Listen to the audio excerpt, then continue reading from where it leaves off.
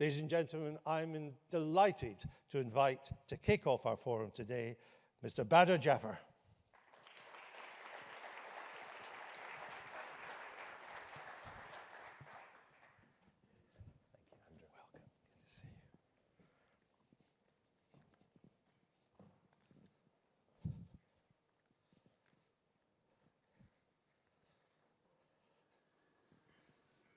Good morning. It's an honor to be opening this Arabian Business Forum.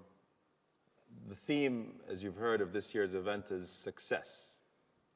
And at the outset, I think it's only fitting to congratulate Arabian Business for almost 20 years of successful business journalism.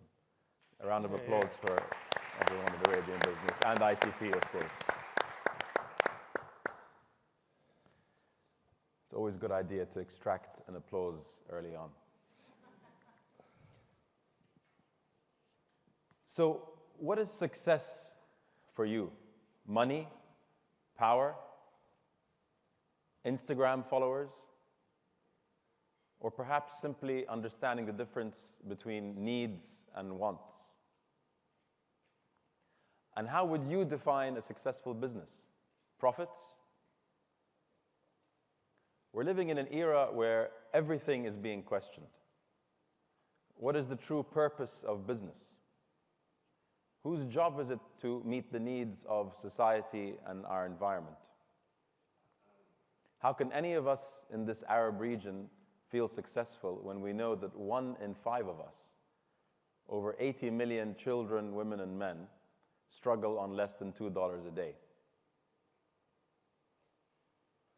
Not long ago, most analysts would measure the success of any business exclusively in terms of its profitability. The same analysts would measure the well-being of nations on the basis of its GDP. I wrote about the inadequacy of both in Arabian Business almost exactly 10 years ago. But today, there isn't a business journal out there not questioning the same. Most importantly, consumers' expectations of business have changed. Study after study confirms that millennials want to buy products and services from companies with an authentic social purpose. They also want to work for organizations that are purpose-driven, a priority over pay or benefits. They want to experience a much deeper connection to the products and services that they use and relate on a human level to the brands that they endorse. It's very clear to me that success today has a much broader meaning than it used to. And one of the strongest indicators of future success for any business is found in the values that its brand represents. My thesis today is that brands are our most powerful means of connecting with people and building bridges around the world. Think about it. What values does a brand like Emirates Airlines represent? Hospitality, innovation, reliability.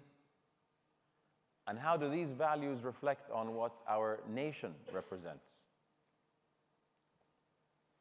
Emirates is ultimately a luxury product, and only a few will experience everything that it has to offer. But imagine if we had dozens of these examples of brands that are able to reach the masses.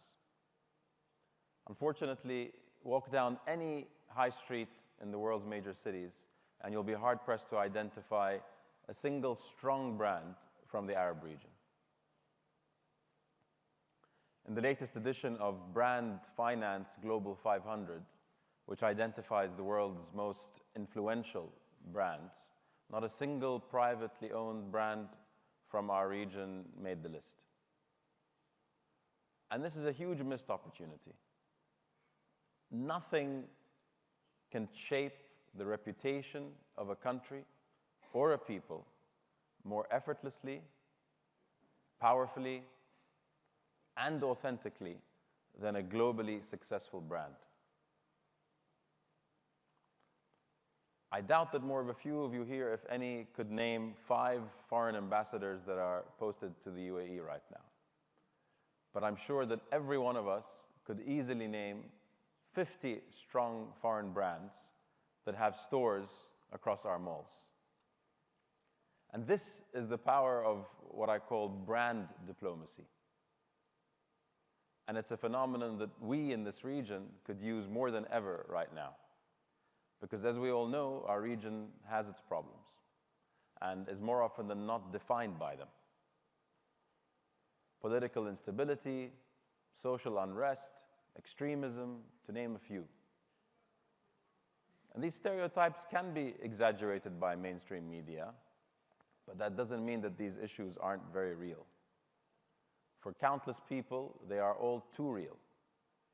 And the rest of the world is watching them unfold as they sip their coffee every morning. Unfortunately, we're not communicating the rest of the picture. We're not communicating the compelling evidence that reveals our ingenuity, our creativity, our technical capabilities, and of course our entrepreneurialism. And until people outside the region start to identify with the region through this lens, will always be seen as a source of problems instead of a provider of solutions.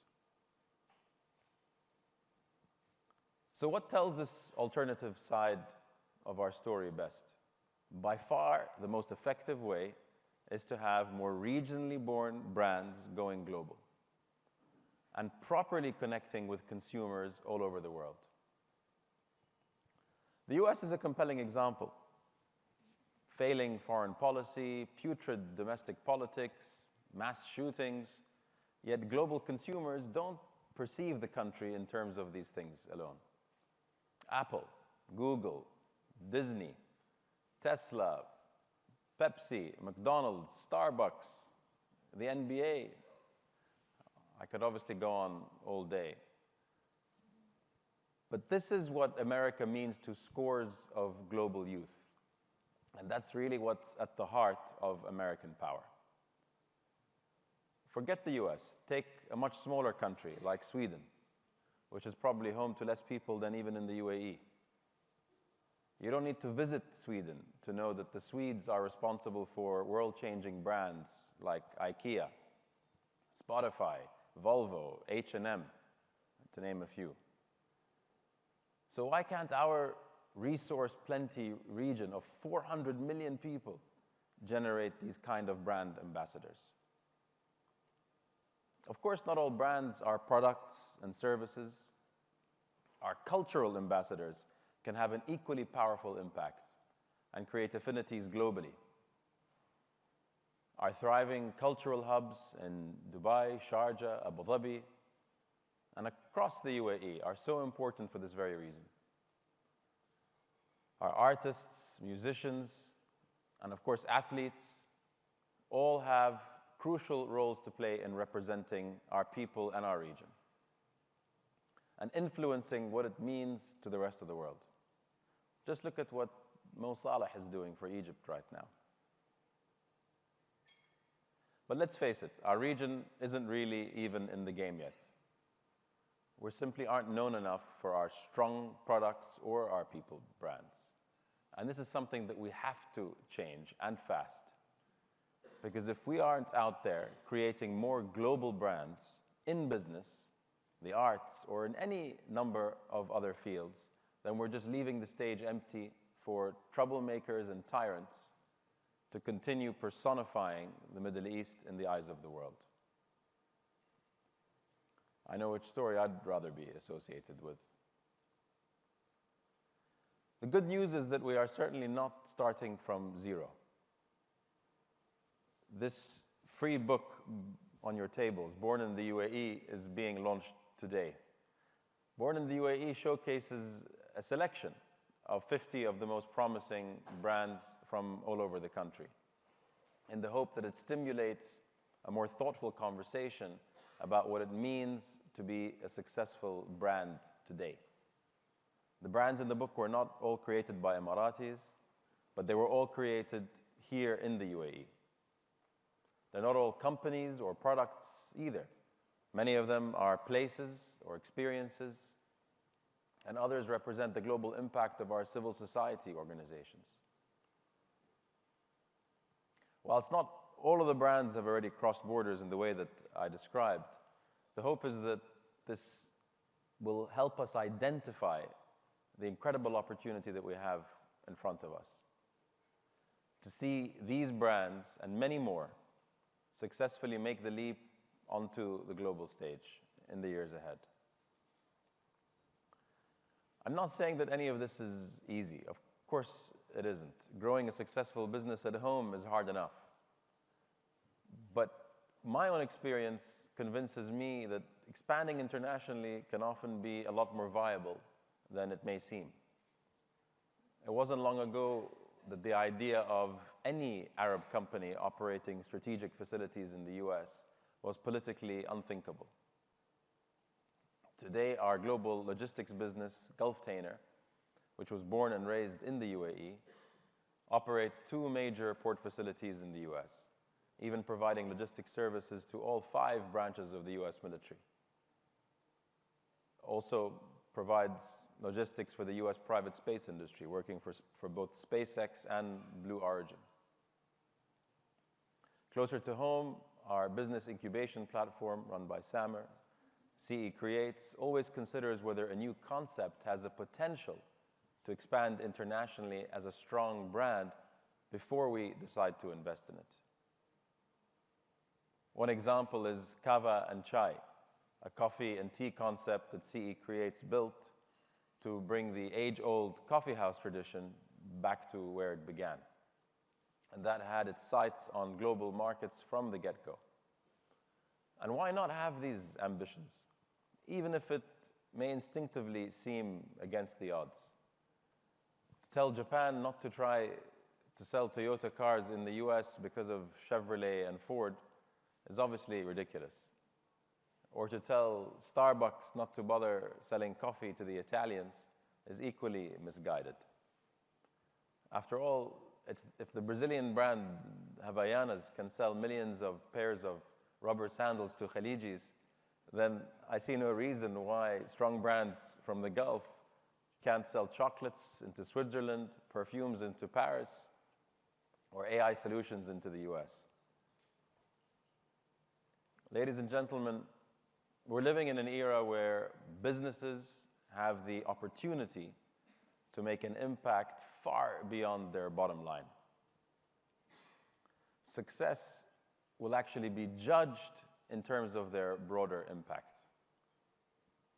And as business people, beyond the obvious business case, I believe we all have a responsibility to project many more of our local brands to the world. And if more people are convinced that our region is home to a thriving and innovative business environment with a soul, they'll be much more likely to buy our products, invest in our companies, and want to come and live and work here. It's that simple. So what would success look like if we get this right? There'll be 500 brands in books like these. Our youth across the region will be pursuing their entrepreneurial ambitions and building global brands with authentic social purpose, truly contributing to our world's progress and prosperity. Not simply because they're driven by financial metrics of success, but because they're also determined to showcase Arab talent and its positive contribution to the world. We'll be telling our complete story by connecting to the rest of the world through our brands. In turn, the world would understand us better and relate more to our values. With understanding comes trust. And that is the cornerstone of all sustainable relationships. Surely these are the models of success that we can all get behind. I wish you all a super successful day, and thanks for listening.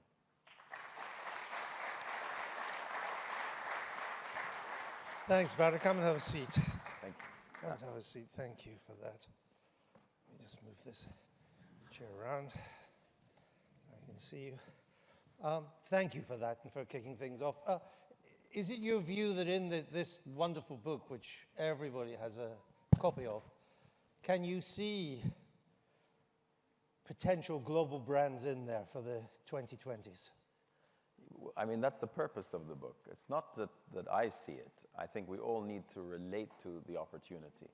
The reality is, as I said, there's no easy solution for expansion or to help to tap into different markets and global markets. But if we don't try, we're not going to create those opportunities.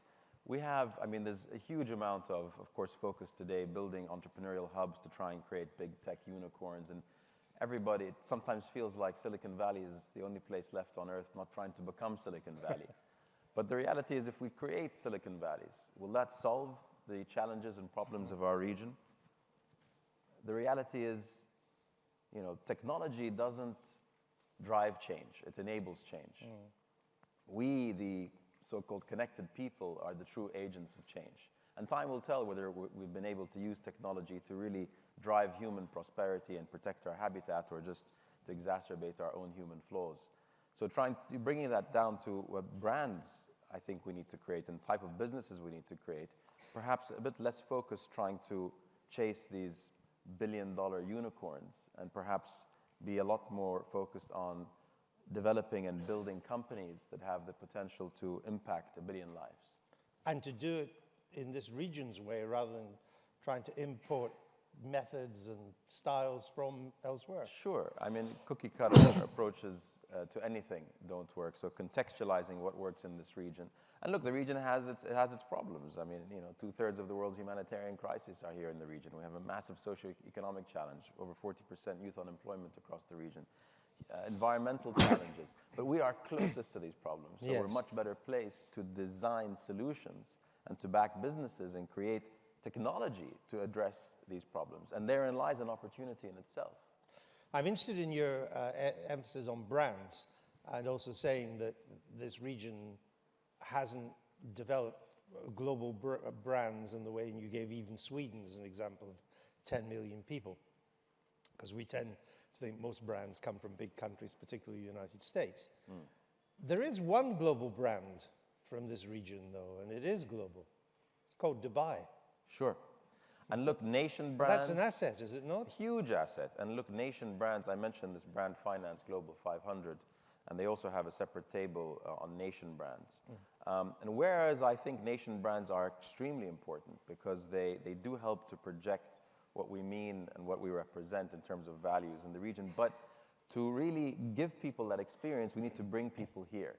And there's, even though Dubai does have 80 and I think approaching 100 million people coming through, mostly in transit, but also a lot of visitors, 20 or 25 million a year, the reality is to reach the billions, we need to not just try and entice them to come here, but to take our own products and services and project them outside.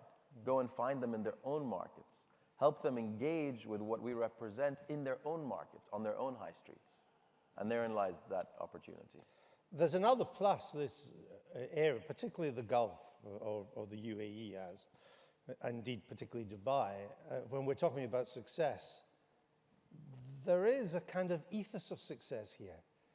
People do want to be successful. They revel in success. They like success. In Europe and even parts of America, that's not always the case. That's something I would have thought to build on. No, absolutely. I mean, look, that's the American land of opportunity sort of ethos is very much something that's worked for America, and we're creating something in our own way here.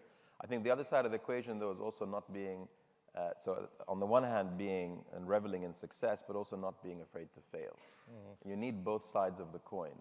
And, everyone's been talking about this, so I won't go into it too much, but in essence, you can only help to iterate and improve through your experiences of failure.